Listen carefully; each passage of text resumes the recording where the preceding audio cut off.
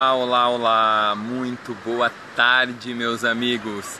Então, conforme eu tinha prometido hoje pela manhã, estou aqui no Instagram com todos vocês. É um prazer e uma honra estar conversando com vocês. E vamos responder então as perguntas que vocês fizeram. Dois posts atrás eu perguntei o que vocês queriam saber sobre exames laboratoriais. E para aqueles que ainda não sabem, eu estou de férias. Minhas férias aqui, esse primeiro período de férias do ano, vão até o dia 17 de janeiro agora. E eu estou aqui na Praia da Barra, em Garopaba, Santa Catarina, lugar onde eu tiro férias no início do ano, todos os anos, há uns 20 anos já. E eu falei primeiro período de férias porque eu vou ter umas férias muito especiais esse ano com os meus pais. Eu vou levá-los para o deserto do Atacama. Estou realizando um sonho meu e um sonho de levar os meus pais junto. Então vai ser muito legal. Então eu vou ter essas segundas férias em breve. Então já estou avisando para vocês aqui que eu vou fazer postagens também do deserto do Atacama, no Chile e na Bolívia. Bom, enfim, vamos falar do nosso assunto de hoje, que é o assunto exames laboratoriais, ok?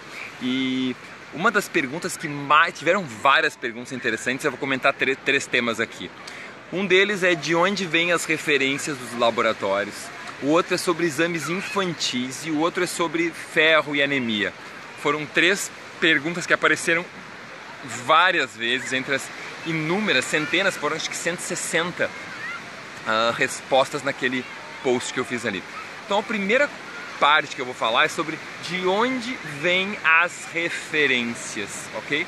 Bom, os valores de referência vêm de estudos populacionais, em que alegadamente se exclui as pessoas com doenças. Então, o cara é diabético, tá fora, hipertenso tá fora, cardiopata tá fora, teve AVC, tá fora, toma medicação, tá fora.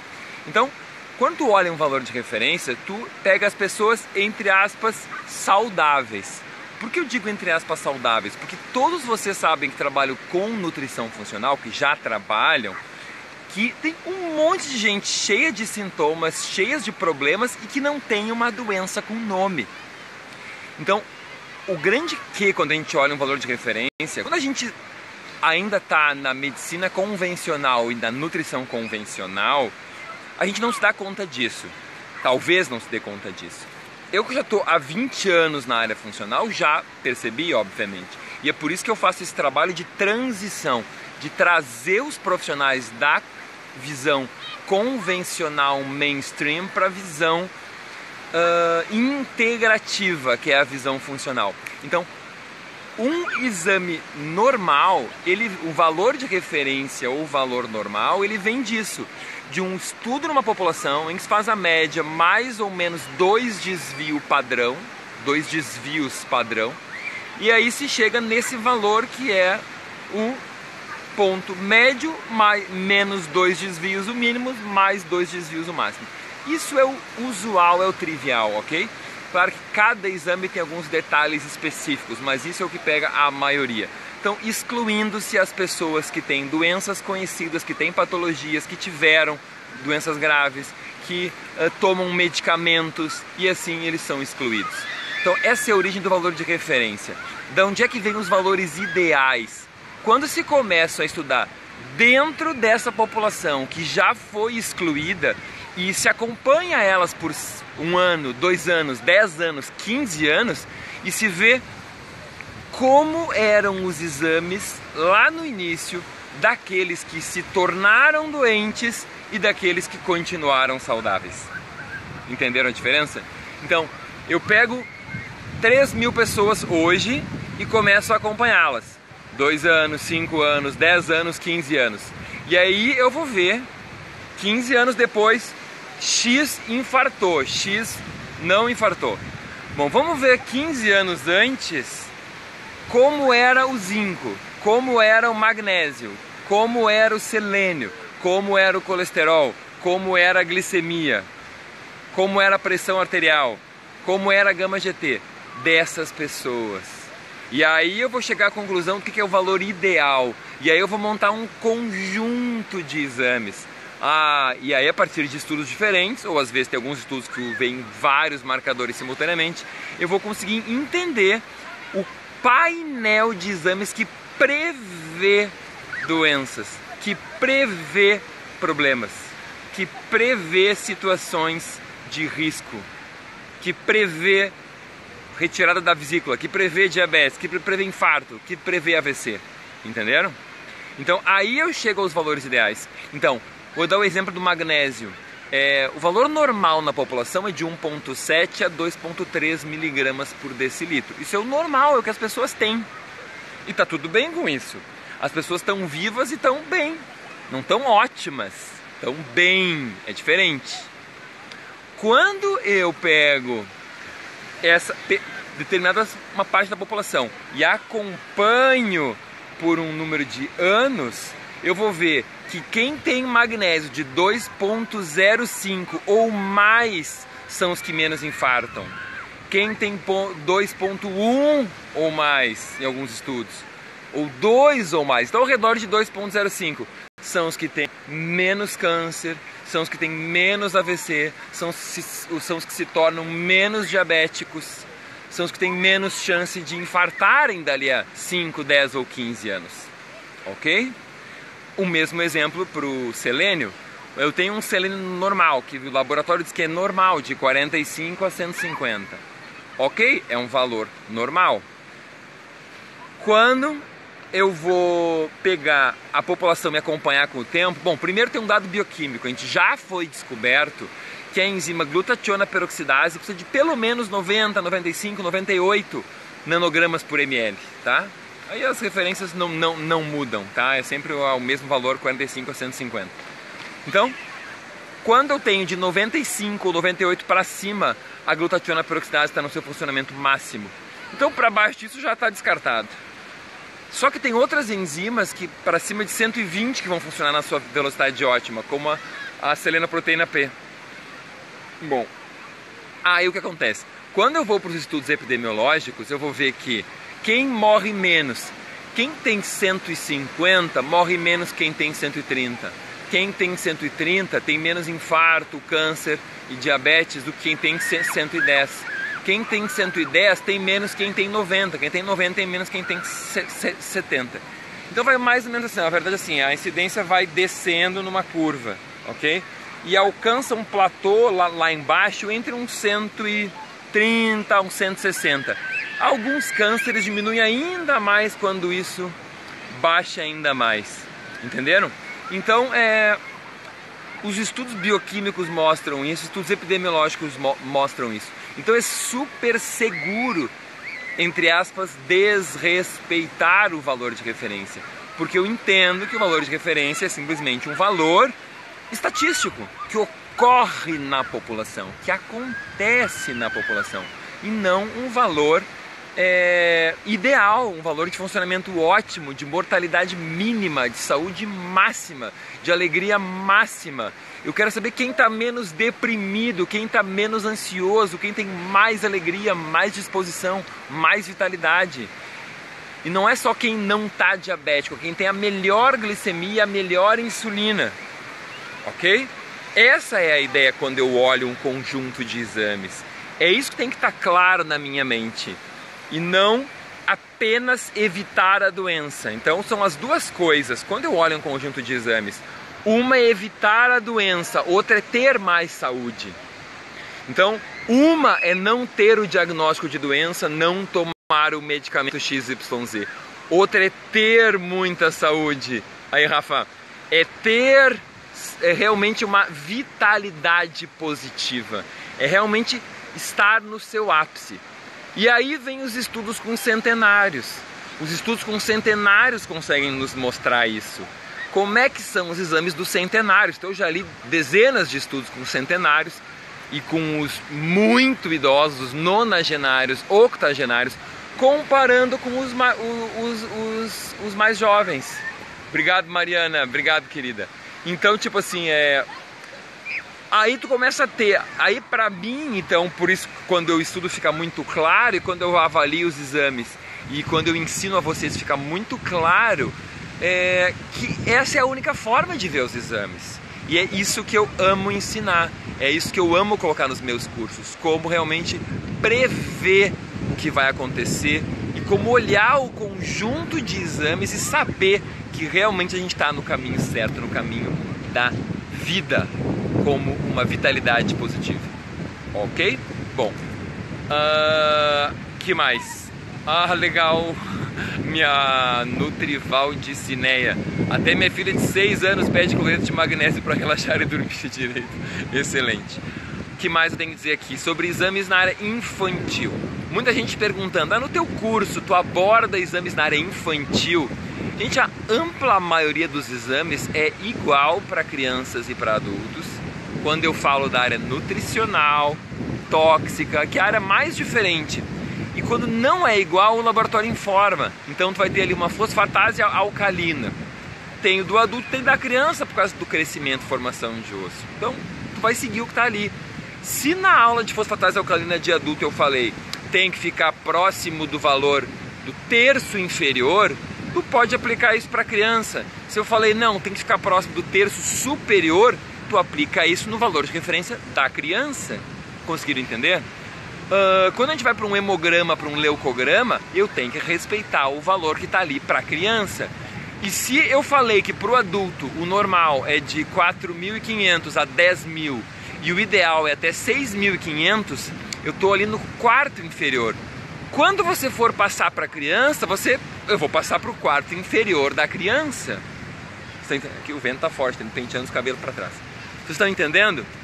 Então, TGO, TGP, gama-GT, fosfatase alcalina são todas enzimas.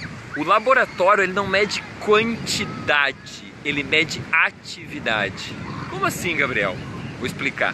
Quando eu meço magnésio, eu meço miligramas por decilitro. É miligrama de magnésio em decilitro em 100 ml de soro. Quando eu meço selênio, é a mesma coisa, é quantidade, é massa por volume, isso é concentração. Quando eu meço essas enzimas, TGO, TGP, gama-GT, fosfatase alcalina, CK, LDH, olha lá na referência, é unidades por litro. Unidades por litro. O que é isso? É atividade da enzima. Unidade é uma unidade arbitrária, não é miligramas da enzima, não é quantidade da enzima. É quanto a enzima converte A em B. É enquanto ela converte o seu substrato no seu produto. Isso, portanto, varia entre os laboratórios. Por quê? Porque conforme a quantidade de cofator que eles colocam ali dentro, vai variar a atividade da enzima, conforme a temperatura da reação. O que, óbvio, no laboratório tem que ser padronizado. Mas você consegue entender que uma coisa é concentração e outra é atividade. E a atividade depende de cofator. Então isso tem que estar muito claro. Então, quando eu comparo diferentes laboratórios, complica um pouco TGO, TGP, gama-GT. Ok? Por que isso? Porque é atividade.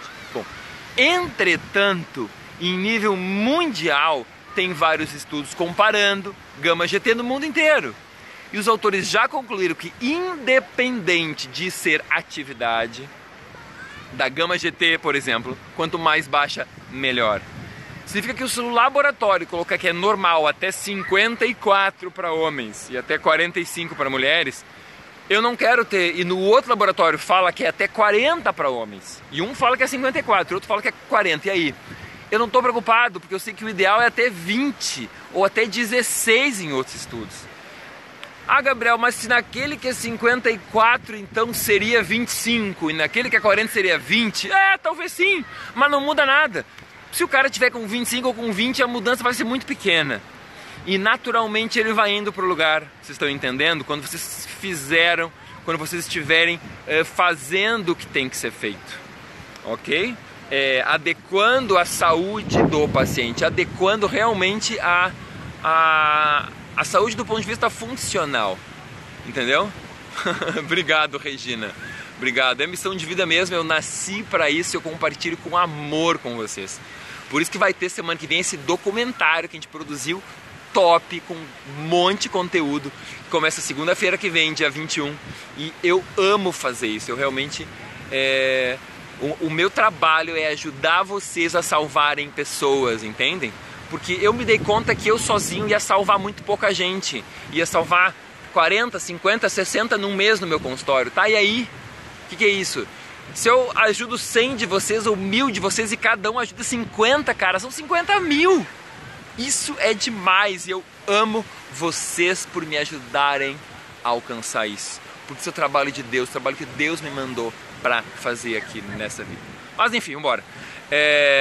O que eu estava dizendo então é valor de referência para criança. Então, quando tem aqueles marcadores que são obviamente completamente diferentes, tipo leucócitos, ou a hemoglobina, ou fosfatase alcalina óssea, ou total ou óssea, enfim, muda para criança, para adulto, mas tu vai seguir a lógica que eu estou ensinando. Vocês entenderam?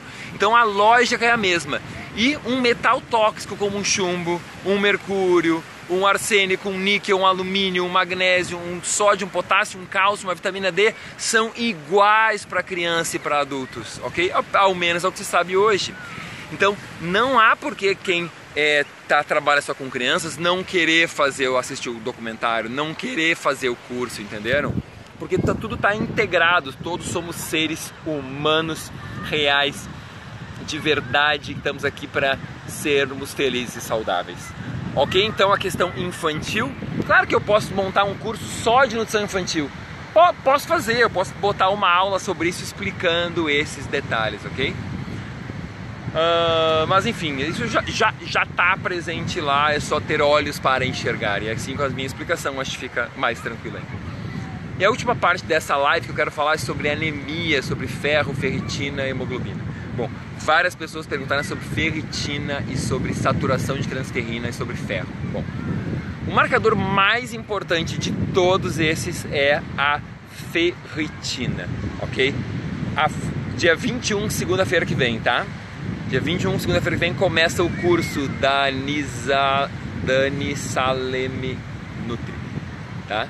Então vocês podem se inscrever no link na minha bio. Na minha bio tem um link para vocês se inscreverem. Então, ferritina é de longe o marcador mais importante. Ele é que é usado para estimar as reservas de ferro e os depósitos de ferro. A ferritina é uma proteína que está nos nossos tecidos, ela é intracelular. Um pouquinho aparece no nosso plasma. E por isso que ela está ali em nanogramas por ml. A gente tem quantidades imensas nos nossos tecidos e um pouquinho no nosso plasma. E esse pouquinho é proporcional. Então, se tem um pouco maior no plasma é porque tem mais no tecido. Se tem mais no plasma, mais no tecido. E quanto menos no plasma, menos no tecido. Então segue uma proporcionalidade. A ferritina, ela armazena imensas quantidades de ferro. Mais de 1000 átomos, fala em 1500, fala em 2000 átomos de ferro. Agora o número exato me fugiu à mente, mas acho que é algo em torno de 1500 a 2000 átomos de ferro por molécula de ferritina. Não importa. O que importa é que a ferritina é proporcional à quantidade de ferro que a gente tem no nosso tecido. Porém, a ferritina também é uma proteína inflamatória, ok? O que significa isso? Que quando a gente estiver inflamado, quanto mais inflamado a gente estiver, mais... Eu estou aqui olhando, tem um vento forte entrando e eu estou em cima de uma pedra, depois eu vou mostrar para vocês, olha só. Uou, olha, eu estou lá em cima da pedra. Uou. Olha só onde é que eu estou. Estou na Praia da Barra, em Santa Catarina, aqui no município de Garopaba. Olha só onde eu estou. Ok, então vamos lá. Eu adoro esse lugar é demais. Aqui que eu adoro pegar onda, eu pego onda de bodyboard, peguei onda direto aqui nesse canto aqui, várias, o verão inteiro aqui, altas ondas. Agora tá meio baixo, né, mas tudo bem. O que eu ia dizer? Tava dizendo que, então a ferritina é proporcional, com exceção da inflamação. A gente tem que se dar conta que quanto mais inflamado a gente estiver, mais sobe a ferritina, independente da quantidade de ferro. Independente. Então o que eu preciso saber é exatamente isso. É que se eu tenho então quando eu olhar a ferritina, eu tenho que olhar os marcadores de inflamação junto. Eu tenho que olhar ali o VSG, ou hemossedimentação. Eu tenho que olhar a proteína C reativa, eu tenho que olhar os leucócitos, eu tenho que olhar um fibrinogênio para saber se o meu paciente está inflamado ou não está inflamado. Se ele estiver inflamado, tem que entender que essa ferritina está em 100 e ele está com a proteína C reativa alta, em 3. Então eu tenho que entender que parte desse 100 vem por causa da inflamação, que está jogando a PCR para 3. Gente, isso eu explico em detalhes no meu curso, ok? Então não fiquem assim, quanta coisa. Isso aí tá tudo com slides, tudo. Fazer uma live é assim, o cara tem que falar tudo de boca, mostrar tudo bem. Então se o meu fibrinogênio tá lá em 400, eu tenho que entender que aquela ferritina, parte dela é porque a pessoa tá inflamada. Independente se ela tiver em 100, em 200, ou em 500, ou em 600, ok? A outra coisa que eu tenho que entender é que se ela estiver em 600, ou em 500, ou em 400, ou em 300, é impossível eu ter falta de ferro. Impossível. A inflamação não consegue subir tanto assim a ferritina. Pegaram isso também? Então anotem aí. Gente, quanta gente quer entrar ao vivo comigo? Meu Deus do céu, são 7 pessoas já agora. Então assim, o que a gente tem que entender é que se eu tiver com ferritina alta, é certo que eu tenho algum ferro normal ou alto, ok? E parte disso pode ser inflamação. Eu tenho que continuar confirmando com os marcadores inflamatórios. Bom, aí eu tenho que entender a saturação da transferrina. Por quê? A transferrina é a proteína que transporta, como diz o nome, ferro. Transferrina é o transportador de ferro, ok? É como um barco no mar. Um navio no mar, não tem nenhum aqui? Bem longe, não vou conseguir ver. Vamos ver se tem um aqui, ó. Lá no horizonte tem um navio, mas não dá pra ver. Bem pequenininho por ali. Não dá pra ver. Por ali assim tem um navio, mas na câmera não aparece. Um barco no mar, ele pode estar cheio de ferro. Aquele barco é a transferrina. Se ele estiver cheio de ferro, a gente diz que ele está muito saturado. Saturado. Então a saturação da transferrina alta é porque o barco está cheio de ferro. Se a saturação estiver baixa, é porque ele tem pouco ferro. Mas o barco está no mar, tanto quanto a transferrina está no sangue. No porto e na terra, no país inteiro, está a ferritina. Então um pouco da ferritina do ferro está na transferrina, entenderam? Então é uma proporcionalidade. Então, a diferença é que quando tem inflamação, a saturação da transferrina cai. É o inverso da ferritina. Então são 2 marcadores, um é ferritina e outro é saturação da transferrina. Quando tem inflamação, a ferritina sobe, só que a saturação da transferrina cai. Então, quando eu olho ferro baixo, o ferro sérico é o ferro que está dentro da transferrina. Então quando eu meço ferro sérico, eu não sei o quanto está no meu tecido. Eu só estou medindo o ferro da transferrina. Então isso não é útil, é muito mais útil medir a saturação da transferrina. Então quando o ferro está baixo, é porque está em inflamação. Então a Dalva Oliveira 123 perguntando aqui, ferritina alta e ferro baixo é inflamação. Porque ferritina alta, e na verdade ela está vendo, ela não sabe que ela está vendo saturação de transferrina baixa. E aí o ferro está baixo, porque a saturação da transferrina está baixa. Entenderam? Então, são essas nuances, esses exames integrados que eu tenho que entender. Claro, eu tenho que entender a inflamação, tenho que entender a vitamina C, eu tenho que entender que precisa de vitamina A. É um monte de coisa interligada. E tudo isso funciona no coletivo. Por isso, quando os meus alunos perguntam o que fazer, eu digo, cara, tu já tratou o intestino, tu já eliminou as alergias, tu já arrumou os nutrientes, já tirou os metais tóxicos. Faz isso primeiro, limpa o campo, elimina o que é óbvio em primeiro lugar, para depois pensar na patologia.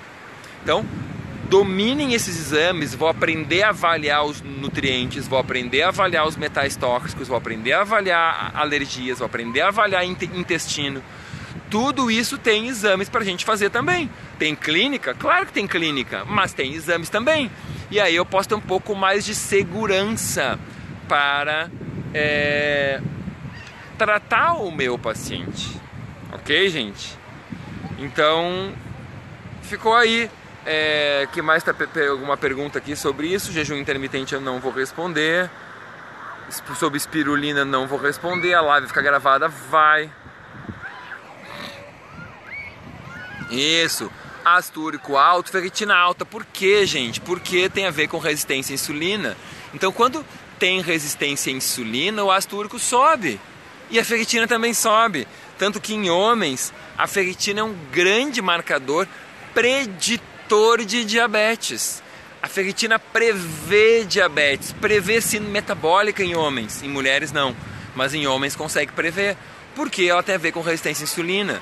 Então aumenta a transcrição do gene para a ferritina, independente de ter ferro ou não. E isso funciona muito bem em homens. Ok? Eu estou com esofagite, o que pode estar acontecendo? Não vou responder, não faço a menor ideia, não é esse o objetivo, me desculpa, tá, querida? Hoje a gente está falando de exames, Nazaré Marcon. Ferritina baixa tem a ver com queda de cabelo? Claro que sim, falta de ferro tem muito a ver com queda de cabelo, e um dos mecanismos pelo qual é porque influencia nos hormônios tireoidianos, influencia na ação do T3, e aí o T3 não consegue agir, e quando o T3 não consegue agir, a gente tem queda de cabelo, tem frio nas extremidades, a pessoa fica friorenta, as unhas ficam fracas, o intestino pode ficar mais lento, ela pode ficar mais alérgica, ela pode ficar com mais dificuldade de emagrecer, as mãos incham quando caminham, ela sua menos, e tem de tudo isso, tá? Então falar valores de ferritina. Boa, obrigado Limancio que perguntou aqui. Então o laboratório vai dizer que é normal ferritina de 10 a 300, ok? O que é ideal? Nunca abaixo de 50. E tem muitos estudos falando em 70, 90 ou até 100, ok? 50 é o mínimo dos mínimos, sejam para homens, mulheres, crianças, idosos ou extraterrestres. O ideal, cara, pelo menos uns 70. Mulher vai engravidar. Pois é, então já garante que ela tem um depósito de ferro bom. Para o quê? Para que ela possa não ficar anêmica durante a gestação. Para que ela não chegue com anemia e tenha que tomar um monte de ferro no final da gestação. E aí tem constipação, ou tem diarreia, ou tem dor de estômago, ou tem um monte de náusea, etc, etc. Então a gente faz isso antes. Isso a gente ensina lá no curso de programação da gestação, também não só no curso de exames. Estão entendendo? Então é isso aí, gente. Então ferritina alta tem a ver com resistência à insulina, tem a ver com mau humor? Não. Pode ter a ver com dores articulares, pode ter a ver com inflamação majoritariamente e com excesso de ferros. E aqui então uma pergunta para finalizar a nossa live. Doutor, me ajude, da Vânia Garajal. Vânia C. Garajal. Doutor, me ajude, tenho exames todos normais, porém tive diagnóstico de doença autoimune reumatológica, mas não existe marcador nos exames e nem nos exames de ressonância. Uau! Então foi um diagnóstico clínico, correto? O diagnóstico foi clínico. Então o que a gente pode dizer aqui, eu posso dizer de cara, Vânia. Tu tem todos os exames normais, todos os exames que foram solicitados. Todos os exames que foram solicitados foram normais, não os que não foram. Óbvio. Claro, Gabriel, isso. O que eu quero dizer? Os exames de diagnóstico da doença são negativos, mas os exames de função do teu corpo não foram feitos.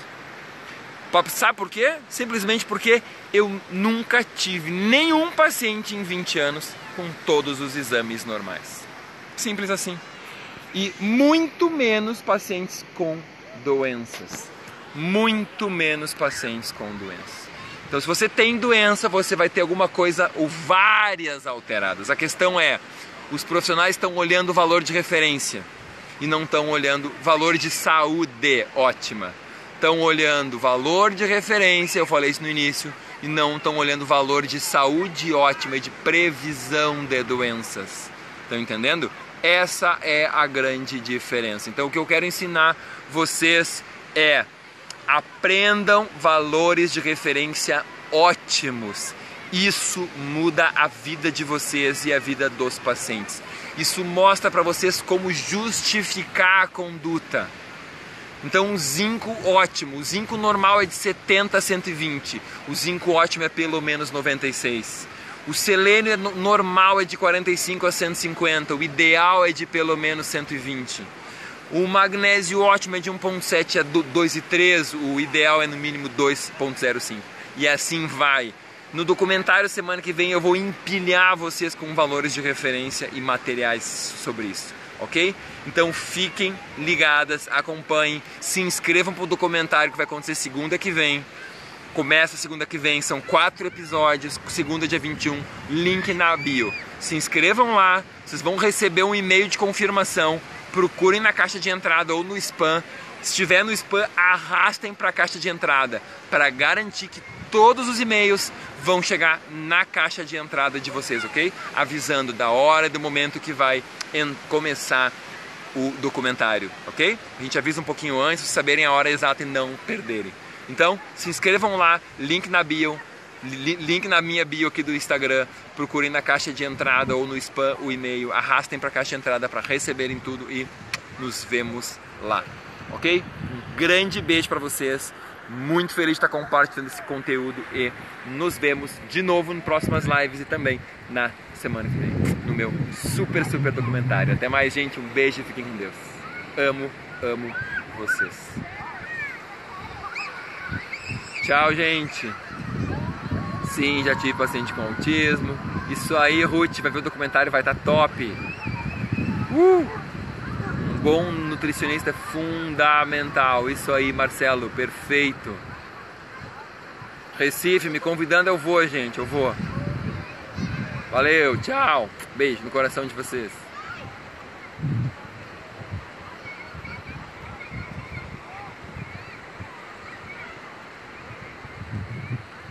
Tchau, gente. Não vai embora. Não vai, Rafa. Tô tentando clicar e não vai. Ih, agora foi. Feito.